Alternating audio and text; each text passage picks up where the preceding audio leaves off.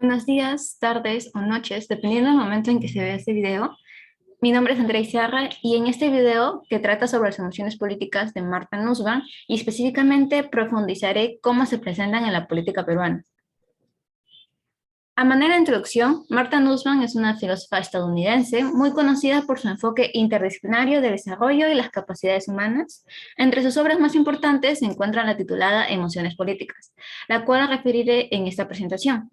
En esta obra, la autora plantea que las emociones están relacionadas con la cultura pública y la instauración de la justicia, dado que la sociedad y el Estado son uno en sí mismo, pues están estrechamente relacionados y asimismo están en una relación que genera una justicia más justa para todo lo que conforma la sociedad, y no para unos cuantos. Con base en ello, las emociones son políticas y son esenciales para la conformación estatal y social, ya que implica compromiso para enfrentar los problemas políticos. La autora refiere una emoción política en especial, la cual es la compasión. Esta podría llamarse el eje de la que se genera justicia y el consecuente amor entre los semejantes, algo parecido como la fraternidad del pertenecer a un conjunto. La importancia de la presencia de la compasión se ve comprometida con la inserción de emociones enemigas. Estas son la vergüenza, el miedo, la envidia, y en esta oportunidad me concentraré en estos dos últimos, es decir, el miedo y la envidia. Pero la compasión puede actuar contra sí misma. Antes de empezar a exponer sobre estas dos emociones, indicaré cómo la compasión en ocasiones se vuelve su propia enemiga. Tal vez esta batalla en sí misma se genera por la mala gestión social de la misma, puesto que se le protege mucho a la víctima, lo cual produce una revictimación, una variación en la balanza de la equidad y una crueldad peor, ya que se puede llevar al punto de desestimar leyes que se construyeron en su favor. Es por ello que, según la autora, debe existir un equilibrio compasivo que radica en reflexionar la virtud de esta, y al equilibrar la compasión se estaría usando como herramienta transformadora de una premisa histórica comprometida. Ahora bien, las dos emociones enemigas de la compasión antes referida, es decir, el miedo y la envidia. Por su parte, el miedo.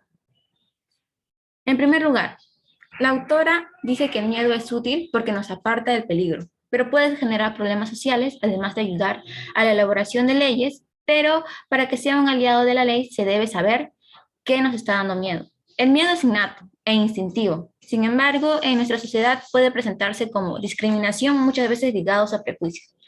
El problema es cómo controlar el miedo.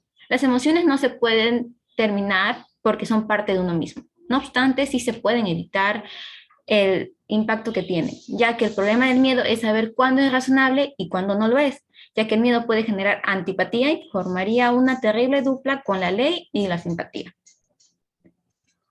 Por otro lado, la envidia es una emoción procreadora de ira como resultado de la desigualdad. Además, la envidia no construye nada porque es egoísta. Quiere la satisfacción personal de uno solo y no de un conjunto, es decir, su sociedad. Y el problema también, ¿cómo controlo la ira? Aunque no se puede terminar por completo la envidia, sí se puede reprimir la manera de hacerlo, pues es tener, como dice la autora, una conciencia de suerte común y una amistad que atraiga a los más favorecidos y a los que menos hacia un mismo grupo con una tarea común por delante. Enemigos de la compasión cívica en la política peruana. Como he mencionado anteriormente, la política no es exclusiva de los políticos, ya que ellos no son los únicos que lo hacen, sino cualquier ciudadano que participe en acciones en favor de la influencia en la política. El miedo en la política peruana. Un ejemplo es el Con mis hijos no te metas, que fue un gran movimiento en contra de la ideología de género ocurrido en el año 2016. El argumento es el por qué ejemplico este suceso, como pueden ver.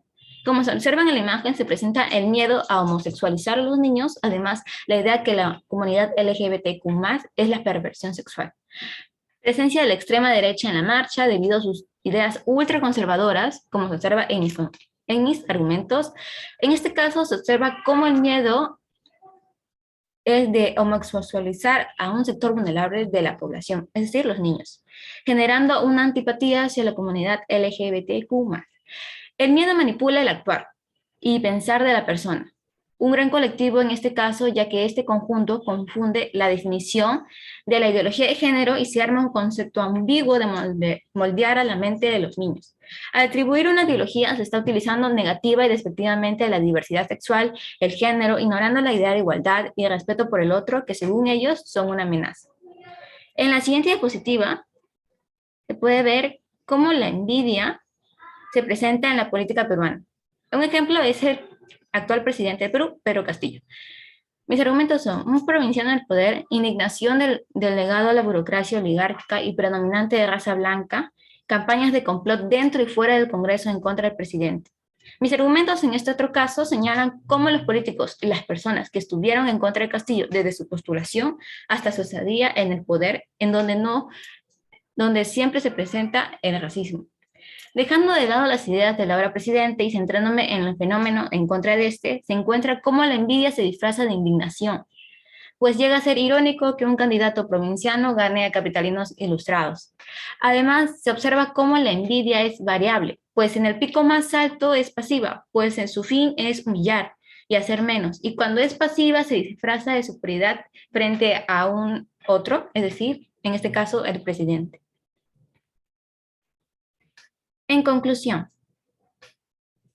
para identificar cuán perjudiciales son las emociones políticas que llegan a ser enemigas de otra emoción, se deben tomar medidas para fortalecer esta última, es decir, la compasión en la sociedad y en la aplicación que tiene, para así evitar que la balanza de la equidad no se incline para un lado, sino que se mantenga igual. Para finalizar, la autora da un análisis profundo de lo que nosotros agrupamos como emociones en un solo saco, además de calificarla de buenas y malas, pero para ella no es de esta manera. Solamente hay que tener presente que la autorreflexión en uno mismo y en nuestro entorno es el antídoto para prevenir un mal social y lo que desencadena.